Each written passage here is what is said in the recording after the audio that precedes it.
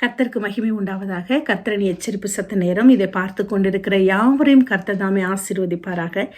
இந்த மாதத்திலே ஆண்டவர் நமக்கு கொடுக்கிற ரேமா வார்த்தை 1 சாமுவேலின் புஸ்தகம் 18ஆம் அதிகாரம் 14ஆம் வசனம்.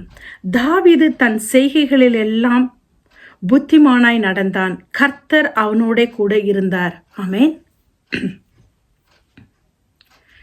எல்லாமே நீ தந்தது,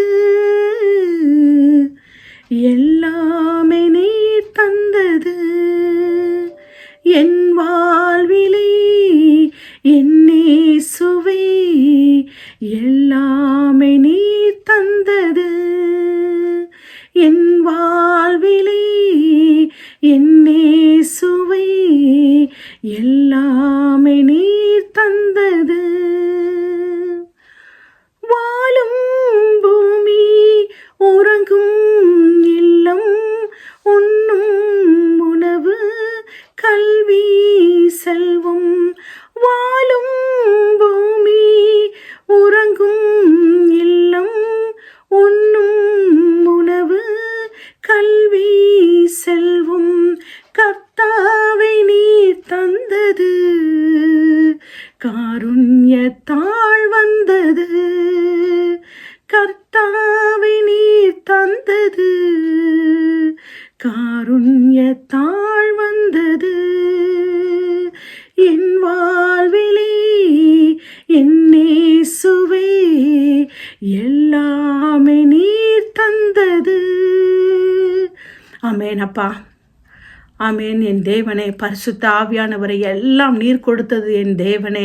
அப்பா, சத்திய ஆவியானவரே, அப்பா பரிசுத்த ஆவியானவரே, கிருபையின் ஆவியானவரே, எங்களோடு நீர் பேசுங்க. அடியாளை மறைத்து நீர் பேசுங்க தகப்பனே. ஆமென், ஆமென், ஆமென். ஒவ்வொரு தடவையும் நான் வாக்கு தத்தம் கொடுக்கும் பொழுது ஆதியாகமத்திலிருந்து தான் படிக்கிறதுனால ஆதியாகமத்திலிருந்து ஒன்னொன்னா கொடுத்துட்டு வரேன்.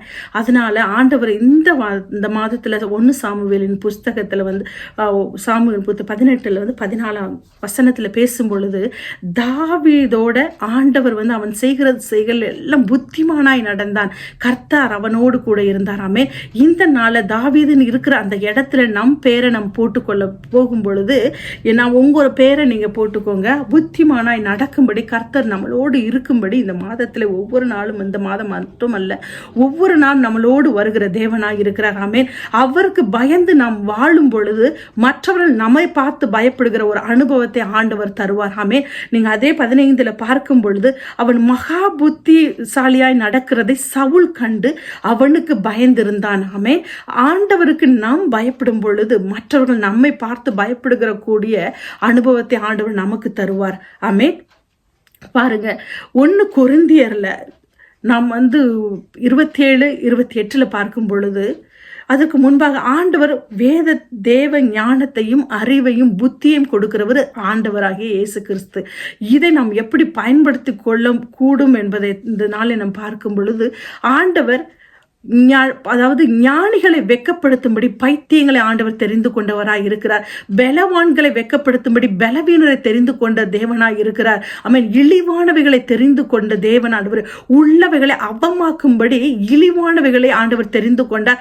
அற்பமாய் எண்ணப்பட்டவைகளை இல்லாதவைகளை ஆண்டவர் தெரிந்து கொண்ட தேவனாய் இருக்கிறார். ஆமென்.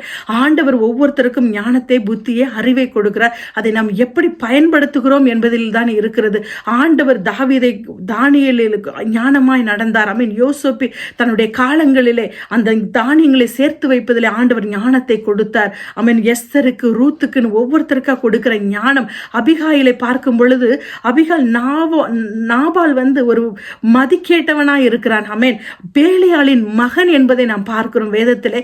ஒரு வேலைக்காரனே தன்னுடைய மனைவிடத்துல, தன்னுடைய கணவனை குறித்து மனைவிடத்தில் அவன் பேசும் பொழுது பேலியாளின் மகன் என்பதை இந்த இடத்துல பார்க்கும் பொழுது அப்ப அதாவது அபிகாயில் ஒரு புத்தியுள்ள ஸ்திரியாக இந்த இடத்துல ஆண்டவர் காட்டுகிறார். அவள் நடக்கிற ஞானத்தை தாவீது வரும் பொழுது, நாபாலை கொல்ல வரும் பொழுது அபிகாயில் தன் செய்கள் நிமித்தமாய் ஆண்டவர் இப்பொழுது அலைந்து கொண்டிருக்கும் பொழுது அதாவது நிலையான வீட்டை கட்டுவார் என்று தாவீதுக்கு ஒரு தீர்க்க தரிசன வார்த்தை ஆண்டவர் அந்த இடத்துல சொல்லுகிறதை பார்க்கிறோம். ஆமென்.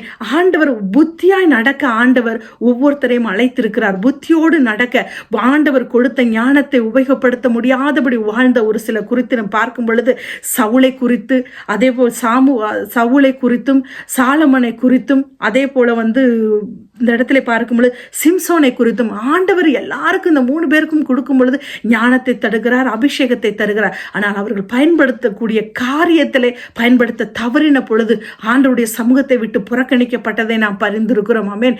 அந்த மாதிரி ஆண்டவர் சாமுவேலை கொண்டு தாவீதை அபிஷேகம் பண்ண அழைக்கும் பொழுது, ஈசாயின் பிள்ளைகளை சாமுவேல் அபிஷேகம் பண்ணும் பொழுது, முதல்வனை பார்த்த உடனே சாமுவேல் நினைக்கிறாரு, அவனை பார்த்த உடனே அபிஷேகம் பண்ண இவனான்னு கேட்கும் பொழுது ஆண்டவர் சொல்றார், சாமுவேலே நீ உள்ளத்தை பார்க்கல, நீ முகத்தை பார்க்கிறாய், முகத்தை பார்க்கிறதுனாலதான் அவனா என்று கேட்கிறார் அவனுடைய உடலை வைத்து.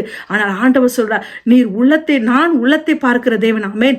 ஆண்டவர் மனிதனை போல முகத்தை பார்க்கிற தேவன் அல்ல, உள்ளத்தை பார்க்கிற தேவனாய் இருக்கிறார். ஆமென். தாவீது மறைவிடங்களிலே வாழும் பொழுது சிங்கத்தையும் கரடியையும் கொன்று அவன் ஆண்டவருக்கு ஆராதனை செய்து அவருடைய நாமத்திலே துதித்து கொண்டிருக்கும் பொழுது ஆண்டவர் அவனோடு இருந்தார். ஆமென். அதாவது வெளியரங்கம், அதாவது அந்தரங்கத்தில் ஜெபிக்கிற வல்லமை ஆன ஜெபங்களுக்கு வெளியரங்கமாய் ஆண்டவர் பதில் கொடுக்கிற தேவனாய் இருக்கிறாமே. அந்தரங்கத்திலே வாழ்ந்து கொண்டிருக்கிற தாவீதை வெளியரங்கமாய் கோலியாத்தை கொல்ல கொண்டு அவனை உயர்த்தின தேவனாய் இருக்கிறார். அது போலதான் இந்த நாள்ல நாம் வடிக்கிற கண்ணீராகட்டும், கவலையாக இருக்கட்டும், எதுவாக இருந்தாலும் மறைவிடத்திலே நாம் வடிக்கிற ஒவ்வொன்றுக்கும் ஆண்டவர் வெளியரங்கமாய் அவரை துதிக்கிற சமூகத்திலே துதித்துக் கொண்டிருக்கிற உங்களை கொண்டு பெரிய காரியங்களை செய்வார். ஆமென். கண்ணீர் வடிக்கும் பொழுது எல்லாத்தையும் துருத்தில வைத்து கணக்கு கேட்க கொடுக்கிற தேவனாய் இருக்கிறார். ஒரு நாள் வரும், ஒரு நாள் அந்தரங்கத்திலே வடிக்கிற எல்லாத்துக்கும் ஆண்டவர் வெளியரங்கமா பதில் கொடுக்கிற நாளுக்காக நீங்கள் சோஸ்தரிங்க ஆண்டவரை சமூகத்திலே. ஆமென். ஆண்டவர் சாமுவேலை கொண்டு தாவீதை அபிஷேகம் பண்ணது போல உங்களை ஆண்டவர் நிச்சயமாக அழைத்திருக்கிறார். அவரை உங்களை கொண்டு பெரிய காரியங்களை செய்வார். ஆமென். இன்னொன்னு பாருங்க, நம்மளுடைய ஞானம் என்பது எப்படி இருக்கணும்னு சொன்னா, நீதிமானுடைய உதடுகள் அநேகரை போஷிக்குமா. ஆமென். அபிஷேகம் ஆவியின் வார்த்தையினால போஷிக்கக்கூடிய பிள்ளைகளை உங்களை பயன்படுத்துவார். அப்போஸ்தலர் 5:41-42 பார்க்கும் பொழுது அவருடைய நாமத்துக்காக தங்களை அவமானப்படுவதற்கு பாத்திரராய் எண்ணப்பட்டபடியினால் சந்தோஷமே ஆலோசனை சங்கத்தை விட்டு புறப்பட்டு போய் அதை தினந்தோறும் தேவாலயத்திலும் வீடுகளிலும் இடைவிடாமல் உபதேசம் பண்ணி இயேசுவை கிறிஸ்துவை பிரசங்கித்தார்கள். ஆமென்.